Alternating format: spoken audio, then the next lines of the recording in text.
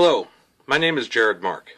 I'm a 38-year-old father of 5 from Omaha, Nebraska. I've been doing software development since before my high school graduation in 1993.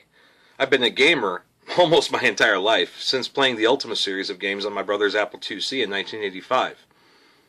I began playing Ultima Online a mere 3 days after it was released in September of 1997. I eventually became heavily involved in Ultima Online's community development scene, and by the time I left the game in 1999, I was responsible for upwards of 15 different additions and modifications to the game.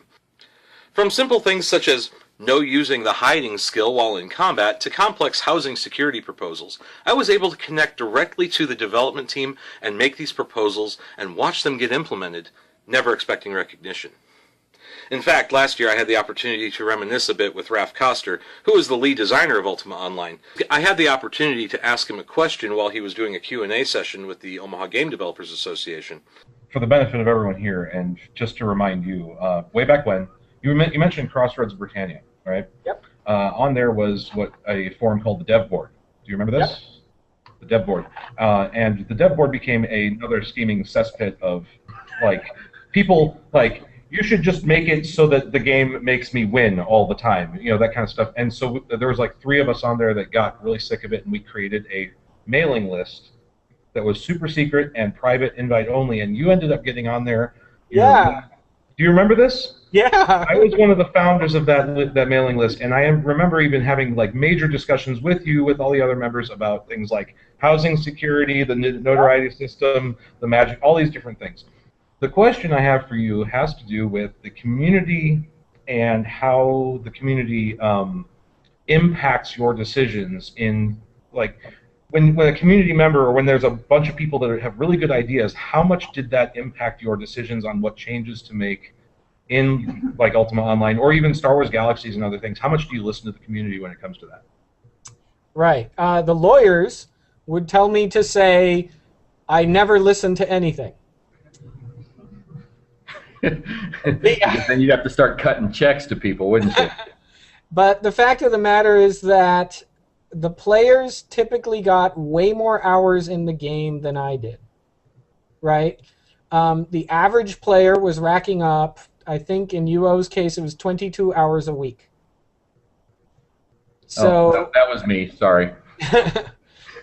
So I began wondering how I would go about making a game like it, but with the fixes that it needed to make it a game that was everything I wanted in an MMORPG. Off and on for the next 14 years, I have worked on this game's design and concepts. I have researched the technologies needed to produce and run such a game. I have worked hard to develop my programming and database skills specifically for the purpose of developing this game. In fact, I actually created a user interface system for a 3D rendering engine just because I needed to in order to test that engine. Anyway, there's far too much detail about this game for me to go into in this video. I've written scores of design documents and essays, and I encourage you to follow the links in the description below. They all detail the essential concepts behind what this game is intended to be.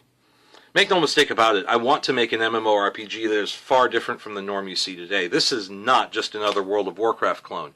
In fact, I despise the entire World of Warcraft model of MMORPG. And I think it's time we get past that model, don't you? I think that by reading the description below, you will get a great idea of what I want this game to be.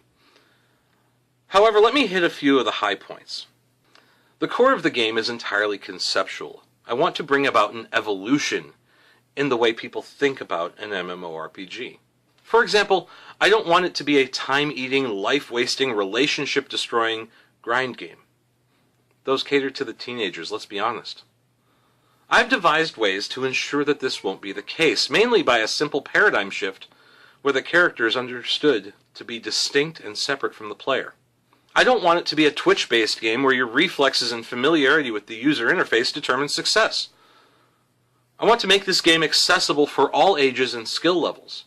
There are enough first-person shooters out there, don't you think? I don't want this game to be all about combat. I don't want to cater only to the adventurer. Wouldn't it be great to be able to enjoy the game your own way, rather than being pushed down a path of leveling, grinding, adventuring, and gear acquisition? I want to build a game where you never have to pick up a sword, or a bow, or cast a spell, and you can still find yourself feeling fulfilled and content. I want to build a game where you never have to leave town and you can still be a popular, successful, and respected member of the community, even though you aren't wearing the most epic raid gear. I want to build a game where the adventurers don't interact with NPCs for quests. In fact, there will be no NPCs in this game. But rather, I want them to interact with other players who need things. What better dynamic quest generator than your fellow players that need things? Things that those players, quite honestly, don't have the desire or skill or time or dedication to go out and get for themselves.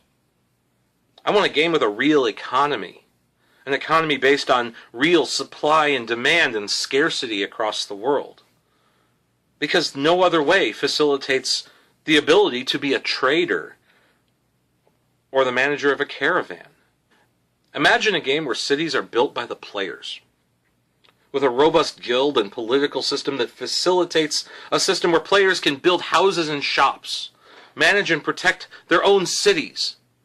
Remember, no NPCs means no guards. And trust me, there will be a combat, and there will be a threat to those cities. As I mentioned before, imagine a world where trade between cities is real because of resource distributions and diversity, and scarcity between one region and another. Where all player types, from the social butterfly that never leaves town to the most hardcore adventurer, can find a place to fit in and be successful. One major aspect of this development I should mention here is that I plan on doing a workshop type of player submission system. People who have used the Steam Workshop will know what I'm talking about. Where the players can create their own building designs, create their own weapons, create their own item definitions. You could create a whole brand new table if you wanted to. Doesn't matter. And all you have to do is create it, submit it, and get enough people to vote for it to have it included in the game. In a way, I guess you could call this game a platform for a somewhat moderated group sandbox. Anyway, please read about this project in the description below, and I thank you for your time and attention, and especially thank you for your pledge.